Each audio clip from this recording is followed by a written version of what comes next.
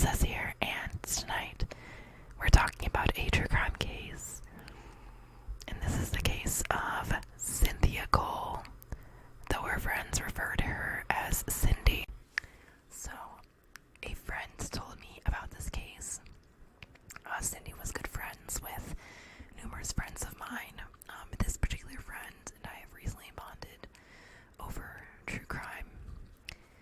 So Cyndi's loss has devastated many people, and I'm also going to give a quick trigger warning here. So this case has some disturbing details. So if you are particularly sensitive or can't handle this kind of content, I would just suggest you watch something else. There will be mention of violence and sexual assault. Her case is heartbreaking and disturbing. Of course, I will do my best to be respectful of Cyndi and her story, but I feel it is important to share what has happened to her and how loved she was. Cyndi was a lovely, beautiful, kind, and trusting woman whose trust was taken for granted and ended in the loss of her life. She was an artist with a kind and gentle soul. She was and is held as special by so many people. Her loss is keenly felt. Cyndi lived in Jensen Beach, Florida. She was 57 years old and lived alone in her Florida home on the 4500 block of Northeast Skyline Drive. She was last seen February 24th. Friends grew concerned when she stopped posting regularly to her social media.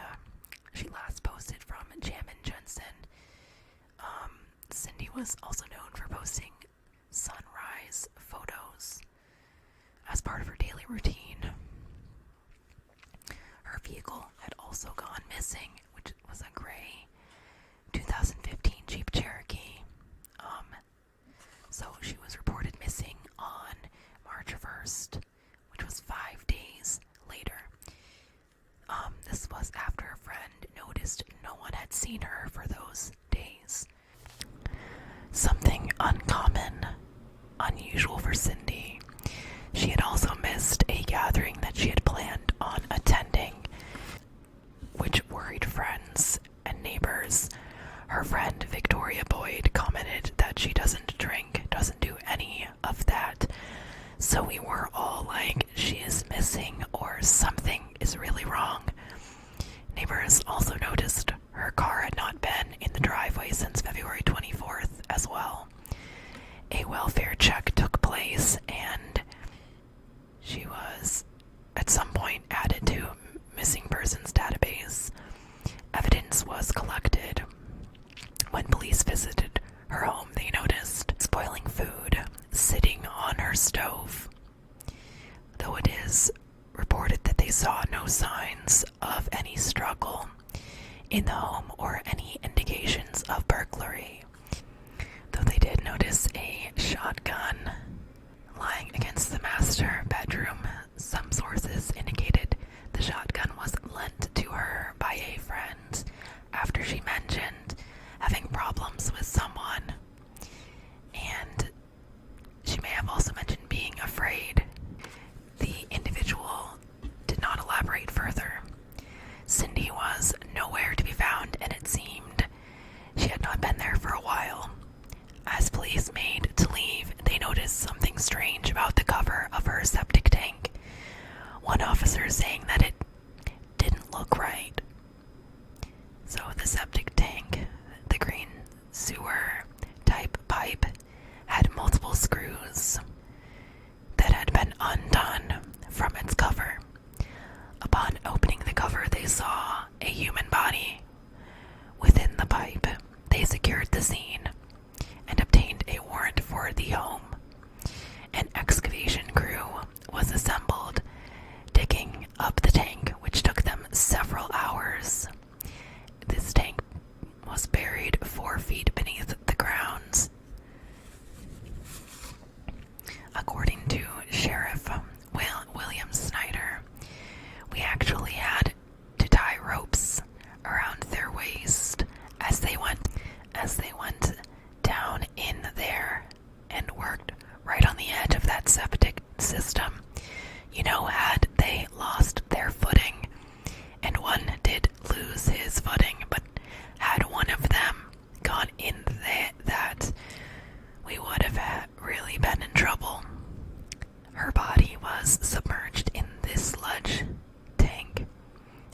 female, unclothed. At first, they had not confirmed that it was her, but they were pretty sure. She had a gash on the left side of her head above her temple.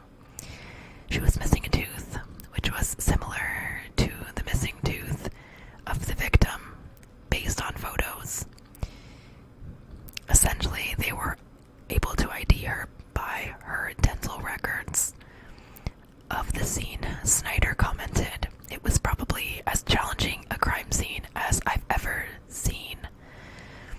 I've been doing this 40 years. I've never seen anything like it."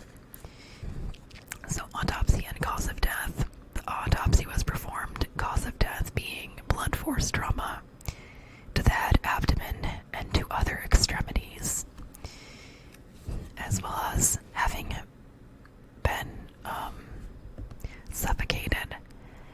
She had lacerations to her head, her nose was fractured, she had broken ribs, as well as contusions to her arms, thighs, and one of her legs. The suffocation was indicated based on fracture of a bone in her neck, which would support the tongue, and contusions to the neck and chin. According to sources, Cole was slammed into her front door and sexually battered when Demich thought she was unconscious. Her body was eventually moved to her bathroom, where she was drowned and sexually abused again, though other sources claim she may have gone into the tank alive. I'm not so sure about that. As investigators began looking into her murder, one individual in particular immediately struck detectives as suspicious. This individual was 34-year-old Demich, who has been acting as her handyman over the years.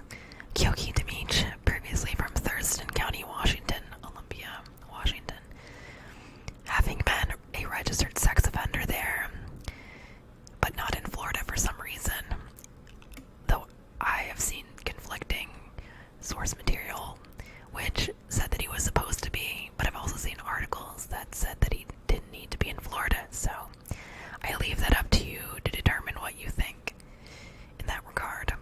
So, investigators were able to determine through cell phone data that she was near her home on February 25th, based on an outgoing message sent to Demich. Message reading, "Hey Key, sent you some money to finish the house off. I'll call you Saturday morning when I'm on my way." Detectives went on to speak with Demich on Wednesday, March 2nd, and when he provided them his phone, password, and consent to go through it, authorities conducted a forensic download where his Cash App phone application indicated she had sent him $567.75 at 3:46. But the text message which would have accompanied this was not present in his phone. Sus. Demich was brought in and interviewed. The next day, authorities asked him about his relationship with Cole and the handiwork he was doing at her house. But when asked about method of payment, he lied about it and told them she paid him in cash. Which is like, you don't lie about the most obviously provable things. You just don't. That makes you look immediately guilty, as is the case here. So then they asked, well, has she ever paid you electronically? And he doubles down and says no. He lied about when he last visited her home as well, claiming it was a previous Tuesday night when he and his roommate came to look at her AC. Demich, unprompted about messages he had deleted, came from Cyndi's phone on February 25th. He goes on to change his story. Numerous times he began claiming to have dropped his phone while getting gas and lost it on February 24th, and that he replaced it but did not receive some of his messages. Then he claims to have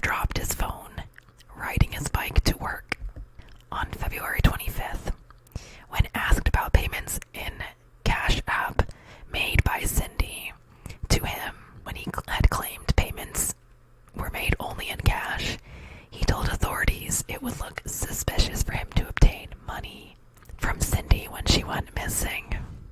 So he withheld this information. He ends up admitting to some of his lies and confides that he lies often. Not a red flag at all. Cyndi's car was found parked close enough for Demich to walk to from his home. They obtained surveillance footage of him walking away from her car the night she went missing. The car had pollen residue on it from remaining stationary. The car was found on March 4th in a parking lot close to Stewart Fellowship Hall. Additionally, according to Martin County Sheriff Snyder, ring cameras and security footage placed Demich leaving Cole's car near his home along Martin Luther King Jr. Boulevard in Stewart, the same night Cole was last seen. Authorities gained access to his Lyft account, and records indicated he last used Lyft February 24th. From his home to Cyndi's address. Previously, Demich claimed he was not at her home on Thursday or Friday, of which she was last seen. However, when Lyft records were brought up, he changed his story, of course, claiming first that she gave him a ride to Jam and Jensen and that he walked home after. Then he admitted that while he drove her car, that it was done at her request, parking near Stewart Fellowship Hall. So arrest, charges, and trial.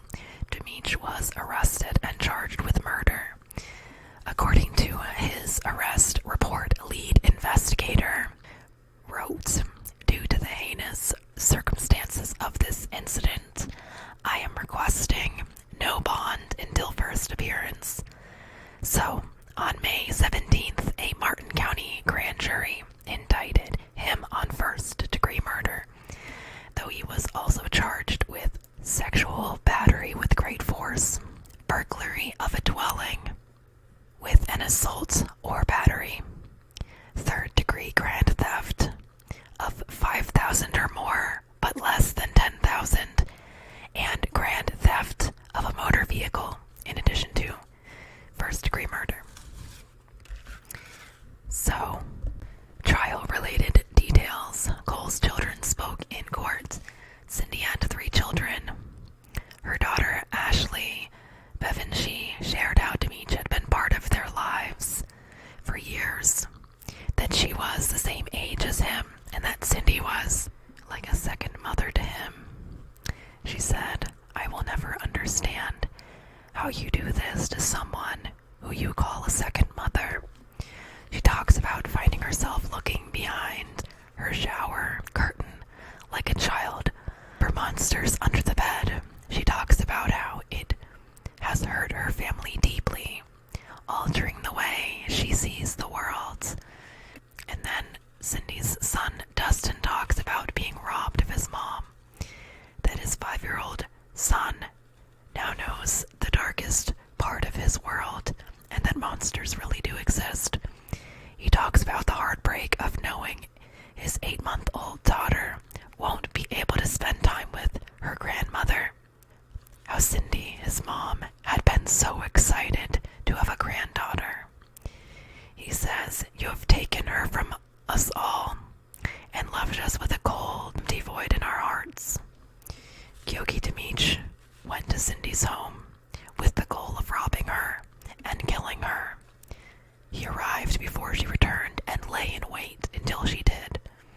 Then he hid in her shower thinking about it. He unjustifiably tortured and killed Cynthia Cole, who by all accounts was a wonderful woman with family and friends that love her. Their love evident during the sentencing hearing. This is according to a lawyer by the name of Manship. Demich was sentenced to 3 consecutive life sentences without the possibility of parole on August 16th, 2022. the only reason that he did not get the death penalty is because he took a bargain. Demich was transferred in September from Martin County Jail to Florida State Prison to begin serving his sentence, and this is where he will remain, as he will not be given parole. Rightly so. Thank you so much for watching.